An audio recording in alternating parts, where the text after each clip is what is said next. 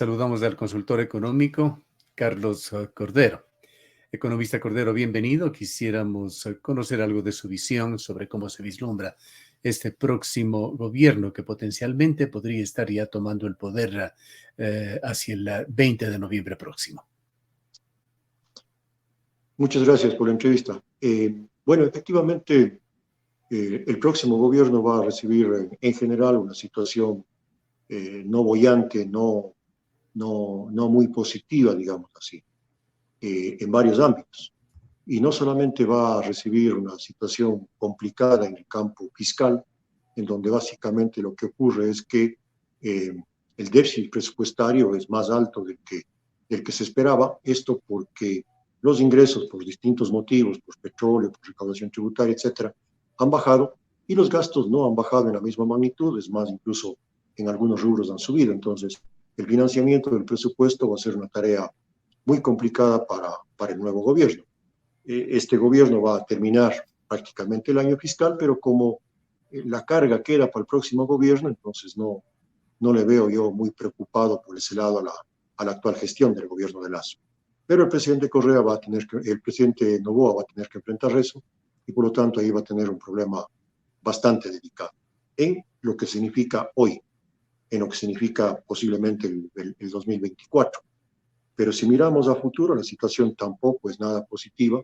Las fuentes de financiamiento fiscales no están claras y la ejecución del 2024 más lo que tengan que hacer el próximo gobierno en el 2025 va a estar bastante complicado también. Algunos colegas suyos nos han dicho que el actual gobierno ha encontrado una de las formas de mantenerse, digamos que financiado, pateando la piedra hacia el frente, así lo han dicho, postergando deudas para el próximo año, tanto deudas internas aquí en el país, generando también importantes débitos hacia proveedores. Todo esto nos hace pensar de que podría tener graves presiones económicas al inicio Noboa para ponerse al día antes de que empiecen a darse voces de descontento. Indudablemente, o sea, una forma de financiar el déficit es justamente aumentar el volumen de cuentas por pagar. O sea, si bien se ha ejecutado el gasto o existen pagos que realizar, si no existen los recursos, eso quedará en cuentas por pagar que tendrá que afrontarlos, en este caso, el próximo gobierno, porque tal como van las cosas, al menos en un poco más de un mes termina la gestión del presidente Lasso. Entonces, por eso es que la situación del presidente Noboa va a ser complicada, primero para ver cómo termina el año, porque no nos olvidemos que generalmente a fin de año, con los gastos de pago de décimos, etcétera, las presiones de la caja fiscal aumentan. Habrá que ver si es que la caja fiscal, si los recursos que ingresan entre noviembre y diciembre le van a permitir cubrir bien los gastos, sobre todo del mes de diciembre. Y definitivamente los primeros meses del 2024 van a ser bastante duros. No solamente porque en los primeros meses del año, al contrario, en cambio, los ingresos siempre son menores, un poco esperando hasta que comience la recaudación tributaria en el mes de marzo, y por lo tanto las presiones van a ser efectivamente fuertes las que va a enfrentar.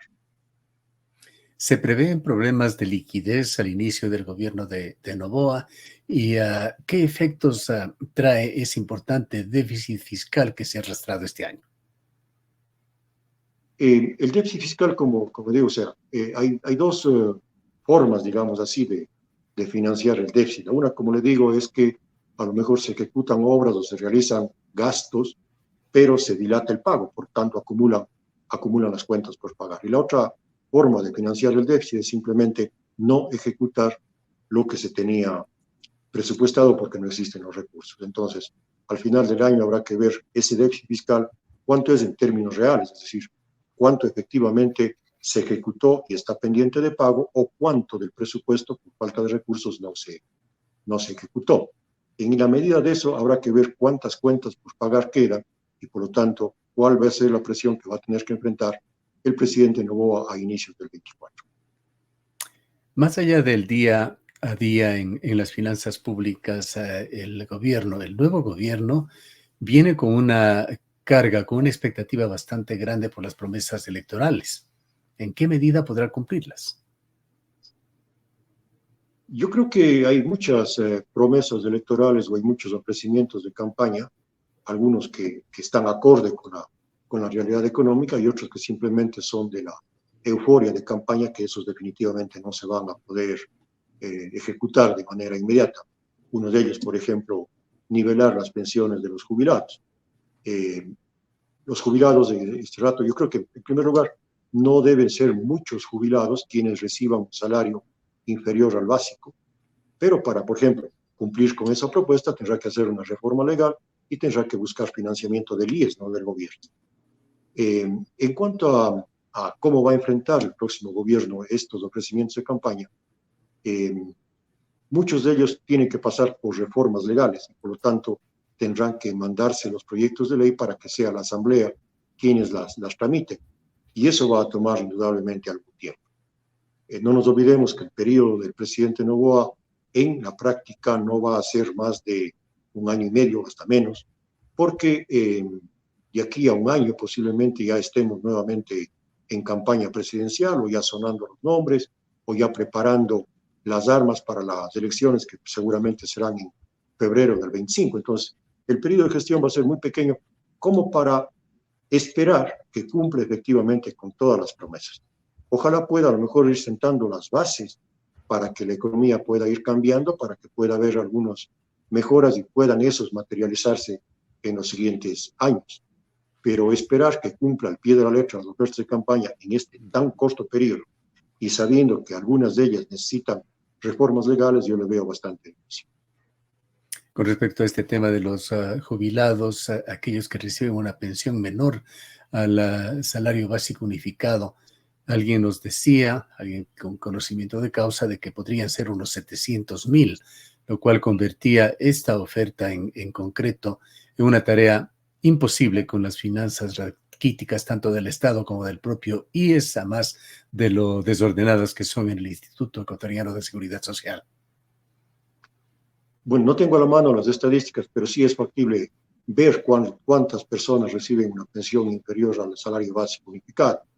Lo que sí hay que tener presente es que de acuerdo con las reglas del seguro y con las normas del seguro, a lo mejor quienes están percibiendo pensiones por debajo del salario mínimo vital son pensionistas que no se jubilaron, eh, digamos así, con los años laborables mínimos. Digo usted, por ejemplo, habrá a lo mejor jubilados que aportaron a partir de los 60 años y con 10, 12 años ya se jubilaron.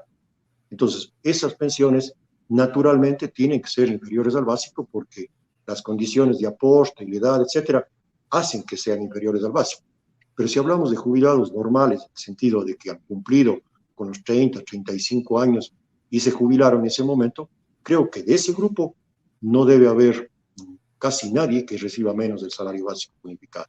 Digo, habría que echar números, no sé, no creo que sean 700,000 jubilados que reciben menos de un salario básico, insisto, tendría que revisar, pero no importa el número que sean estos jubilados. Se jubilaron con las condiciones que estaban establecidas en donde el salario se calculaba en esas normas. Si este rato quiere hacerse una reforma, habrá que reformar el reglamento, la ley del IES para eso.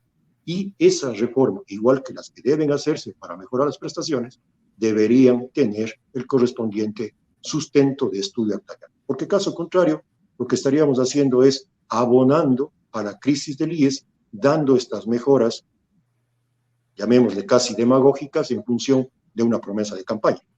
Sabemos que la situación del IES es crítica, si hay que mejorar las pensiones, que se lo hagan, pero con el sustento correspondiente. En el aire puede agravar la crisis del IES. ¿Qué expectativas genera el viaje del presidente recién elegido, su primer viaje tras haber ganado las elecciones a Europa? ¿Alguna señal positiva se ha arrojado? Claro, yo creo que las visitas al exterior del presidente electo son importantes porque de alguna manera va a estar en contacto con gobiernos, con organismos internacionales, a quienes les va a hacer llegar su forma de ver al Ecuador y cómo va o cómo piensa manejar el país. Y eso es totalmente positivo, independientemente de la orientación que tenga el presidente electo, porque eso va a mostrar o va a llegar de primera fuente a gobiernos y a organismos, insisto, y ellos verán qué tan serio, qué tan fiable, qué tan confiable va a ser el país con la gestión que realiza el presidente Noboa. En ese sentido, creo yo que cualquier visita es positiva, más allá de los resultados en la práctica que se vean, pero es una buena señal de decir que el Ecuador está abierto y que está mostrando cuál va a ser el camino que él piensa seguir. En el tema de impuestos, ¿qué mensajes ha dado Noboa? Por allí señaló que se eliminará el impuesto a la salida de divisas y que habrá también reformas tributarias que incluso se propondrían estas ya tan pronto como en 90 días en la consulta popular. ¿Qué es lo que se espera? A ver, en el tema tributario, igual que en el tema de IES, las cosas tienen que hacerse con mucha cabeza fría y con mucho detenimiento para ver cuáles son los pros y contras dentro de la caja fiscal. El tema del impuesto a la salida de divisas está ya en proceso de desmantelamiento con la reforma que planteó el presidente Lasso. Habrá que ver si continúa o no continúa con eso. Y en otro tipo de reforma tributaria, lamentablemente, o sea, no conocemos absolutamente nada. Hay espacios para reforma tributaria, indudablemente que hay, pero habrá que ver cuál es la orientación que da esa reforma tributaria. Espacio para, por ejemplo, recaudar más, sobre todo de los trabajadores, de los que mantienen relación de dependencia, creo que eso está totalmente saturado, la carga tributaria por ahí está completo, más que completa incluso, por lo tanto una reforma tributaria en el impuesto a la renta personal creo yo que no va a poder haber. Una reforma en el impuesto a la renta empresarial, a lo mejor hay algún espacio para poder subir la carga tributaria dependiendo del monto de utilidades que reciben las empresas, en el sentido de si es una reforma tributaria que busca mejorar los ingresos. Puede haber una reforma tributaria dentro del concepto de a lo mejor bajar los impuestos, que también es posible, pero con las consecuencias que podría tener sobre el financiamiento del presupuesto fiscal. Entonces, ¿cuál va a ser la orientación? No sabemos. Habrá que ver en su momento qué es lo que plantea y según eso poder hacer el análisis correspondiente. En el otro lado, más allá de las finanzas públicas, ¿cómo se encuentra el sector bancario y el sector de cooperativas tan importante ahora en el país? Bueno, en el tema del sistema financiero en general, digamos, para incluir a bancos, cooperativas y mutualistas, en cuanto a temas de solvencia, en cuanto a temas de su solidez, digamos así, en general el sistema yo creo que está totalmente sólido, las cifras lo demuestran así. Hay ciertos inconvenientes, digamos así, en las posibilidades de manejo de crédito, sobre todo de crédito empresarial, un poco porque hay un cierto divorcio, digámoslo así, o hay un distanciamiento muy claro entre las tasas de captación y las tasas de colocación. Las tasas de captación, lo que se llama las tasas pasivas, han crecido considerablemente en los últimos meses, fruto posiblemente de esta competencia que existe, que es buena la competencia, que existe sobre todo a nivel de cooperativas, de bancos, etcétera. Pero eso hace que el costo del dinero, el costo que tienen los bancos y el sistema financiero sea más alto. Eso frente a un límite de tasas de préstamo, tasas activas, hace que se dificulten ciertos préstamos con tasas bajas. Y a esto se une, digamos, las posibilidades de conseguir recursos en el extranjero, porque este rato con el riesgo país y con la situación de la tasa de interés a nivel mundial, conseguir fondos en el extranjero también se vuelven costosos. Entonces, hay un cierto desfase en relación a las tasas de interés, pero que no están afectando el tema de solvencia del sistema financiero. Lo que sí pueden estar complicando es ciertas líneas de financiamiento que realiza el sistema financiero. En el país hay una serie de situaciones que están deficitarias. Hemos hablado ya de las finanzas públicas. No hemos tocado el tema de la inseguridad, de la producción y en consecuencia del empleo.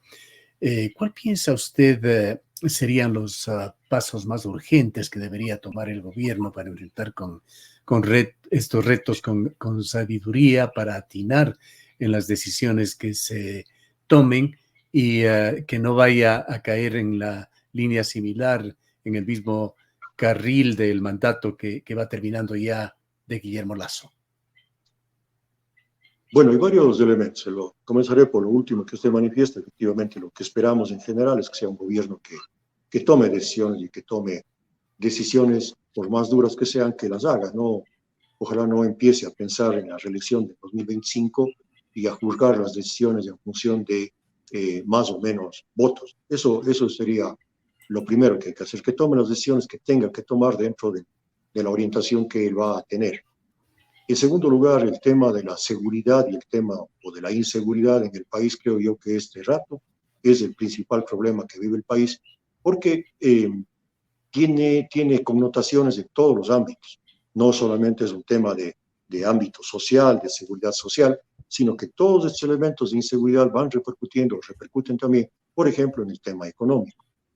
Uno de los elementos por los cuales el riesgo país, es decir, esa visión de confianza o de aceptación que tiene el país a nivel de inversionistas extranjeros, está atravesado justamente por la inseguridad, y ese es uno de los elementos por los cuales, es uno de los motivos por los cuales el riesgo país se mantiene en niveles bastante altos, independientemente de la confianza, ¿no?, que se tenga en el presidente. Por lo tanto, cualquier medida de carácter económica tendrá que ser acompañada primero por buscar devolverle la seguridad al país en general.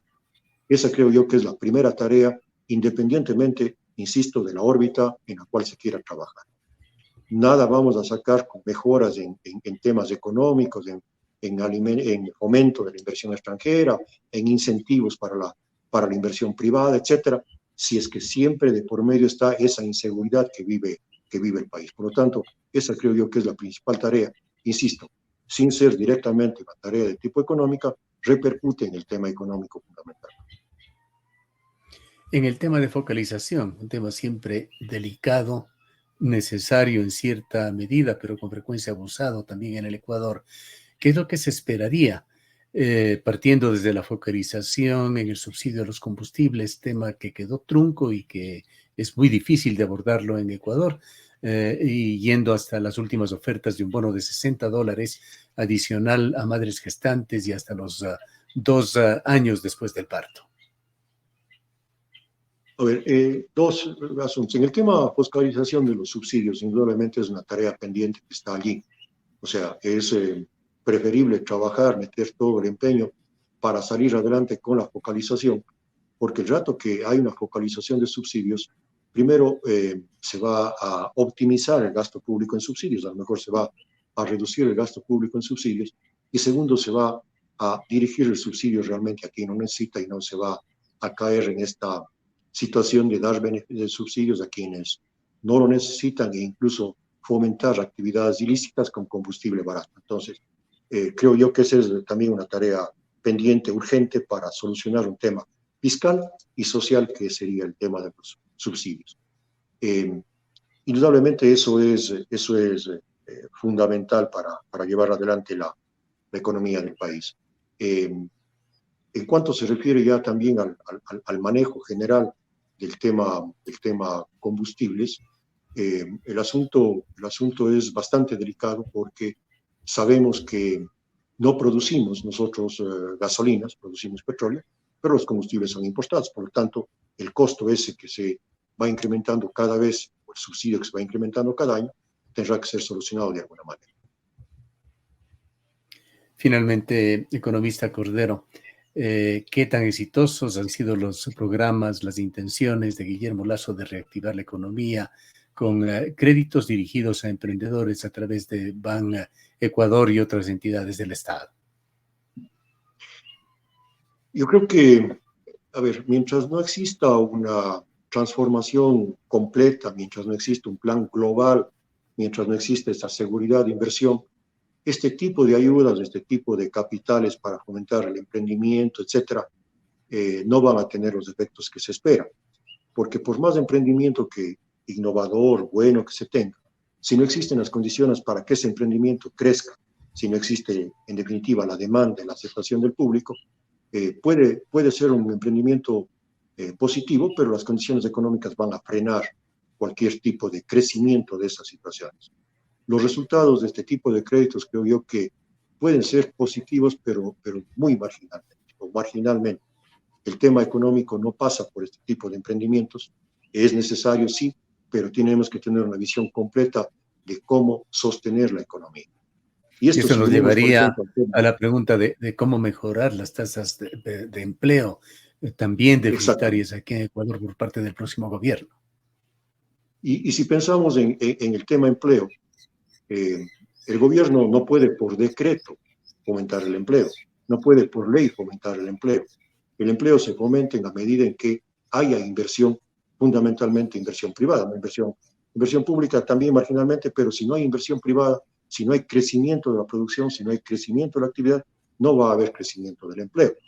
La mejor política, insisto, para eh, mejorar el empleo es permitir o crear las condiciones para que haya nuevos negocios, nueva inversión, nueva actividad. Bueno, Bien, queremos agradecerle por habernos acompañado. gracias. Declaraciones del economista Carlos Cordero, analista económico.